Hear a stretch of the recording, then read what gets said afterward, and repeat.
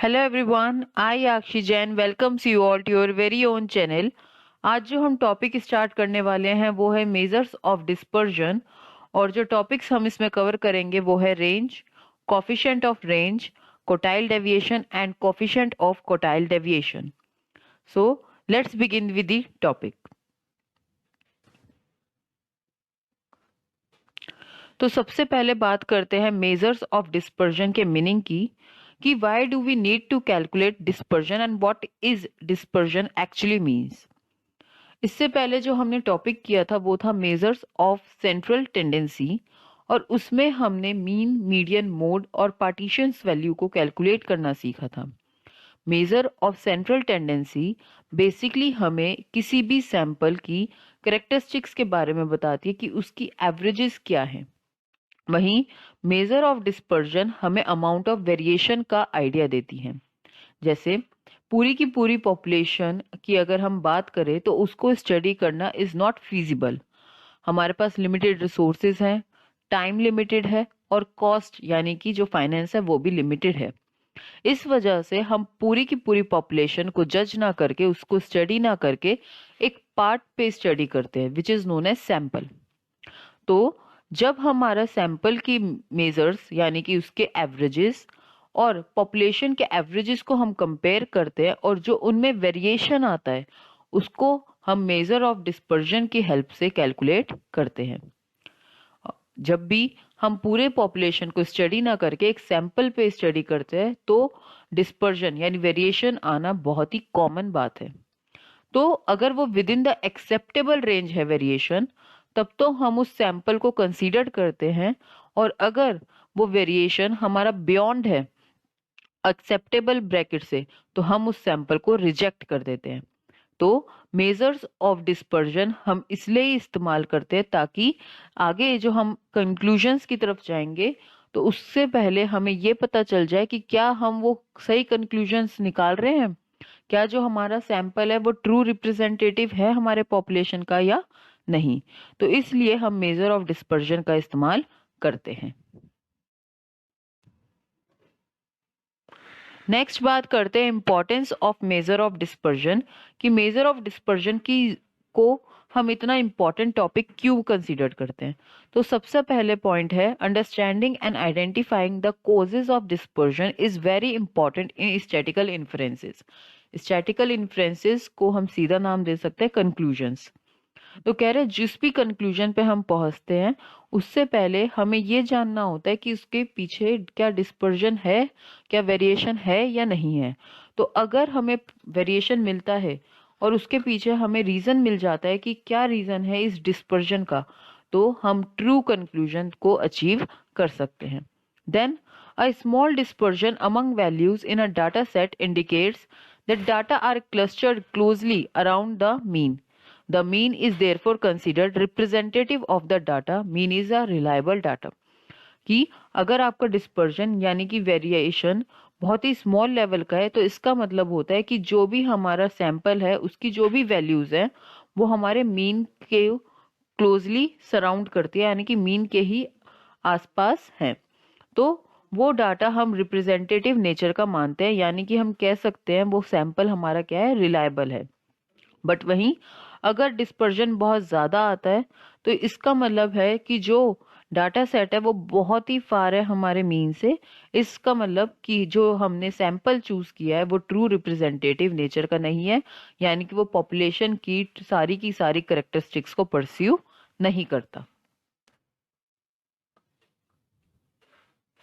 Next अब हम एक गिवन फ्लोचार्ट से, एक टेबल की मदद से मेजर ऑफ डिस्पर्जन की इंपॉर्टेंस को जस्टिफाई करेंगे। जब भी हम मेजर ऑफ सेंट्रल टेंडेंसी निकालते हैं, जैसे फॉर से मैं मीन की बात करूं, तो अगर आपको दो फर्म्स दे रखी है, firm A and firm B, इनके आपको प्रॉफिट्स दे रखे, तो अगर आप एवरेज निकालें तो आप देखेंगे profit of firm A, then the average profit is 4.8% and profit of firm B, then the average profit of the firm B is also 4.8%। यानी कि मेजर ऑफ सेंट्रल टेंडेंसी की हेल्प से आप दोनों फर्म के प्रॉफिट के बीच में variation नहीं कर सकते। बट वहीं अगर हम डेविएशन निकाले, मैंने इस एवरेज प्रॉफिट को गिवन प्रॉफिट के अमाउंट में से माइनस किया, यानी 5.2 minus 4.8 that is 0.4, 4.5 minus 4.8 minus 0.3, 3.9 minus 4.8 that is 0.9 minus हम 4.7 minus 4.8 is minus 0.1, 5.1 minus 4.8 is 0.3 and 5.4 minus 4.8 is 0.6. Whereas जब हमने फर्म के प्रॉफिट में से बी फर्म के प्रॉफिट में से एवरेज को माइनस किया तो हमें जो डेविएशंस मिली वो हैं 3, 2.3, 0.5, माइनस 3.5, माइनस 3.6 और 1.4। तो हम इजीली देख सकते हैं कि जो डेविएशन है फर्म ए के प्रॉफिट्स में वो काफी कम है, वहीं फर्म बी के प्रॉफिट में डेविएशंस बहुत ज्यादा है। So we can easily conclude that firm A is financially more stable than the firm B as the deviation in the level of profit is less in firm A than firm B. तो जो picture central of tendency की वजह से missing थी, दोनों में average profit कितना था 4.8, तो उसके अकॉर्डिंगली हमने तो कह दिया कि फर्म ए और फर्म बी दोनों एक सी हैं। बट जब हमने डेविएशन यानी कि मेजर्स ऑफ डिस्पर्जन का इस्तेमाल किया तब हमें पता चला कि जो प्रॉफिट्स है फर्म ए के वो काफी स्टेबल है नेचर में as compare to the profits of firm B. तो we can easily say that one should go for investment in firm A. Next, अब हम पढ़ते हैं significance of measuring dispersion. The very first is test the reliability of an average. To test to what extent an average presents the characteristics of a data set, if the variation is small, then it indicates high uniformity of values and the average represent individual value in the data set and vice versa. कह रहा है कि अगर variation आपका छोटा आता है, कम आता है, तो हम कह सकते हैं जो हमारा डाटा है, जो हमारा सैंपल है वो ट्रू रिप्रेजेंटेटिव है, काफी हद तक उसकी वैल्यूज यूनिफॉर्म नेचर की हैं। बट वहीं अगर वेरिएशन बहुत ज्यादा बड़ा आता है तो हमारा डाटा लेस यूनिफॉर्म है and hence it is not a good data for making statistical inferences. Next, control the variability. Measuring variations help to identify the nature and causes of variation. Such information is useful in controlling the variation. अगर आपको पता है आपके data set में variation है तो आपको उसके पीछे कॉज भी पता चलेगा कि किस वजह से ये वेरिएशन आ रही है, तो आप उन वेरिएशन को रिड्यूस कर सकते हैं। तो ये वेरिएशन रिड्यूस तभी होंगी जब आपको पता तो हो कि वेरिएशन है, वरना तो आप उसके ऊपर काम ही नहीं कर सकते। तो it helps in controlling the variation. Then compare two or more data sets with respect to their variables. जैसे अभी हमने पीछे एक टेबल में फर्म ए और फर्म बी को कंपेयर किया, तो मेजर ऑफ सेंट्रल टेंडेंसी की बेसिस पे तो दोनों फर्म एक सी थी, बट जब हमने मेजर ऑफ डिस्पर्जन का यूज किया तब हमें पता कि दोनों फर्म बहुत ज्यादा डिफरेंट थी। फर्म ए जो थी हमारी उसके प्रॉफिट काफी स्टेबल थे as compare to firm B. तो जब भी दो या उससे ज्यादा डाटा हमें गिवन होते हैं तो हम उनकी यूनिफॉर्मिटी और कंसिस्टेंसी को भी चेक मेजर ऑफ डिस्पर्जन की हेल्प से कर सकते हैं। The last one is facilitate the use of other statistical techniques, कि जब हम मेजर ऑफ डिस्पर्जन करते हैं तो उसके बाद हम कई सारे टूल्स एंड टेक्निक्स का और इस्तेमाल कर सकते हैं, जैसे correlation, regression, demand forecasting of the product and quality control. यानी कि अगर आपको पता है कि डाटा रिलायबल है या नहीं है तो आप उस पर आगे काम कर सकते हैं। Next, classification of measures of dispersion.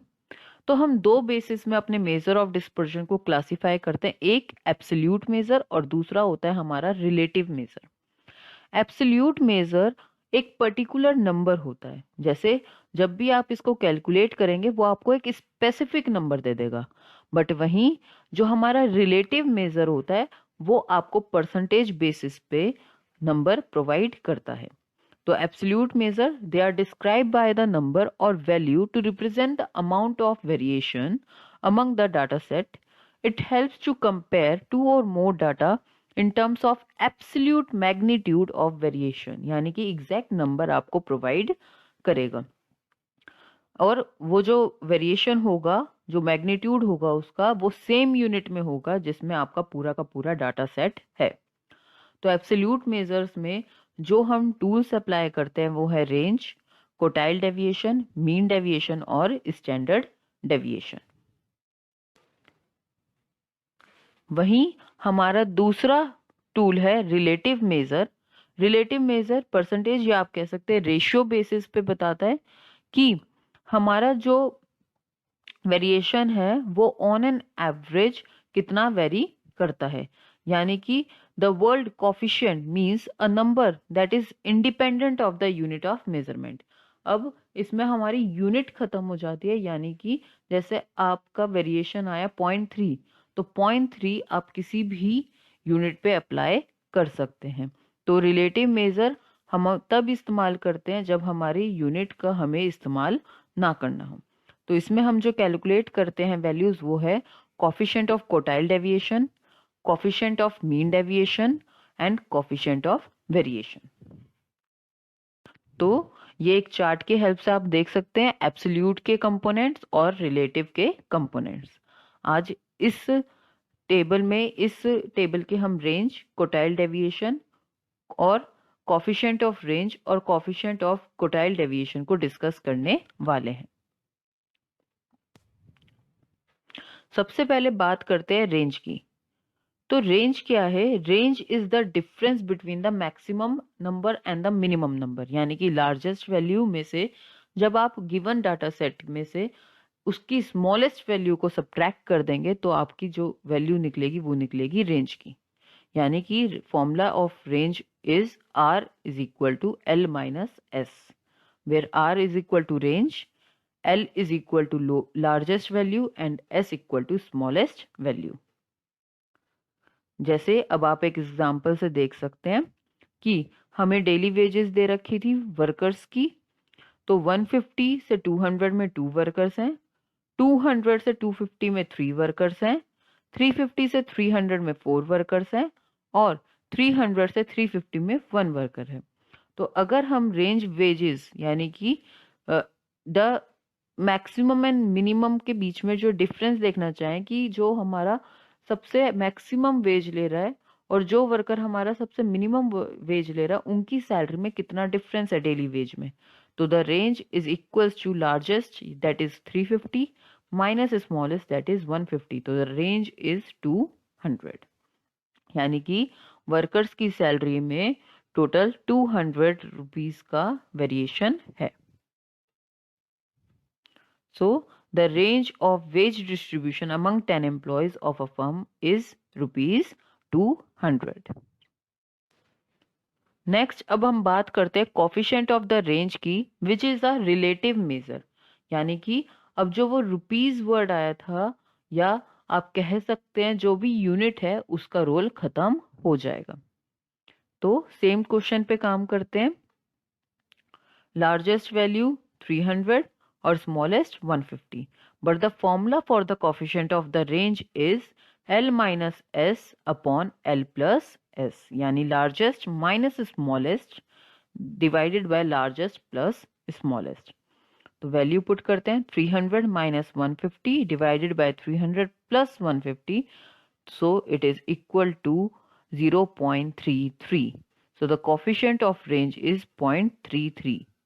तो अब हम कह सकते हैं कि 10 एम्प्लॉयज की जो कोफिशिएंट ऑफ रेंज यानी कि जो वेरिएशन है रिलेटिव मेजर के बेसिस पे 0.33 का है।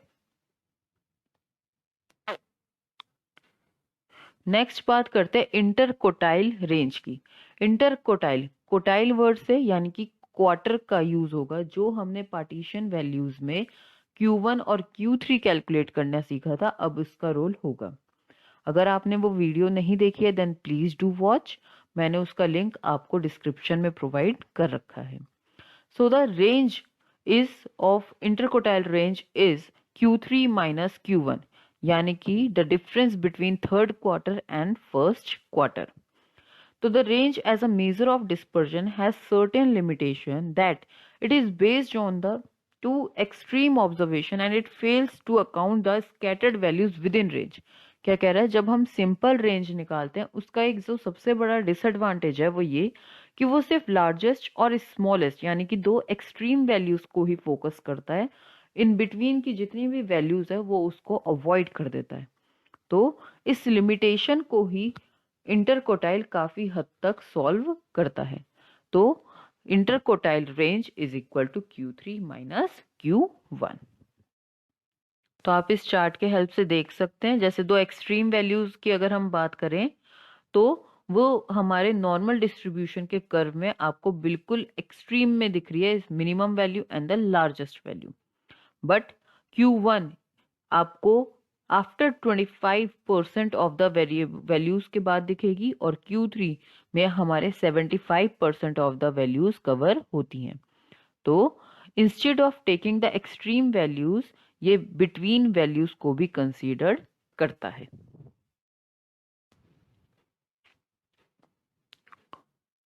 So let's learn how to calculate quartile deviation and semi-interquartile range. Half the distance between Q1 and Q3 is quartile deviation। Half the distance का मतलब जो distance है Q1 और Q3 में distance कैसे मेजर करेंगे, Q3 माइनस Q1 और उसका हाफ यानी कि interquartile divided by 2 is known as quartile deviation. अभी हमने पीछे इंटरकोटाइल का फॉर्मूला पढ़ा था, वो था Q3 माइनस Q1। वहीं पे अगर हम उसको एवरेज ले लेते हैं यानी कि उसको 2 से डिवाइड कर देते हैं तो वो हमारा कोटाइल डेविएशन का फॉर्मूला बन जाता है। So QD is equal to Q3 minus Q1 divided by 2। Coefficient of quartile deviation, coefficient of quartile deviation अब एक हमारा रिलेटिव मेजर है। तो रिलेटिव मेजर का जो हमारा फॉर्मूला बनेगा वो है Q3 माइनस Q1 अपॉन में Q3 प्लस Q1। तो कोफिशिएंट ऑफ कोटाइल डेविएशन हमारा यूनिट को इन्वॉल्व नहीं करता, इसलिए उस पे साइज और नंबर का इफेक्ट भी नहीं आता। So when we need to calculate the measure of dispersion without taking into consideration size and number of the observed values, then we check the coefficient of quartile deviation। तो अब एक question की help से इन सब values को सीखेंगे। आपको individual series मैंने लेके चल रही हूँ, आप चाहें तो किसी भी डिस्क्रीट पे या कॉन्टिन्यूस पे भी अप्लाई कर सकते हैं। अगर आपको सिंपली Q1 और Q3 निकालना आता है तो आपके लिए ये काम बहुत ही इजी होने वाला है। तो इंडिविजुअल सीरीज है, सबसे पहले से इंक्रीजिंग ऑर्डर में लिख लेंगे हम। उसके बाद हमने Q1 और Q3 निकालना है। मैंने ये बहुत डिटेल में पार्टीशन वैल्यूज वाली वीडियो में आपको सिखाया है, देन प्लीज डू वॉच। तो Q1 is equal to n plus 1/4 यानी कि number of terms that is 10 plus 1, 11/4 is 5.5 term. तो अभी हम इसे कैसे ब्रेक करते हैं, fifth term plus 0.5 of sixth minus fifth term that is equal to 14.5 term. Then Q3 it is equal to 3n plus 1/4 term that is 8.25 term which is equal to 8 term plus 0.25 of 9th minus 8th term। तो अब हमारे पास Q1 भी है, Q3 भी है। Let's apply the formulas. तो interquartile range is equal to Q3 minus Q1 यानी 18.5 minus 14.5 that is 4। वहीं पे quartile deviation is the average of interquartile range, so Q3 minus Q1 divided by 2 it is equal to 4/2 that is 2 marks। ये दोनों हमारे absolute major थे। अब हम बात करते हैं अपने रिलेटिव मेजर की यानी coefficient of quartile deviation. So it is equal to Q3 minus Q1 upon में Q3 plus Q1। So it is equal to 4/33 that is 0.12। अगर आप ऑब्जर्व करें अपने आंसर्स को तो इंटरकोटाइल में और कोटाइल डेविएशन में हमने मार्क्स वर्ड यानी यूनिट का इस्तेमाल किया था, बट वहीं कोफिशिएंट ऑफ क्वार्टाइल डेविएशन में हमने कोई भी यूनिट मेंशन नहीं की। तो बहुत ही इजी है ये सब काम करना। आपको Q1 और Q3 कैलकुलेट करना इजीली आना चाहिए।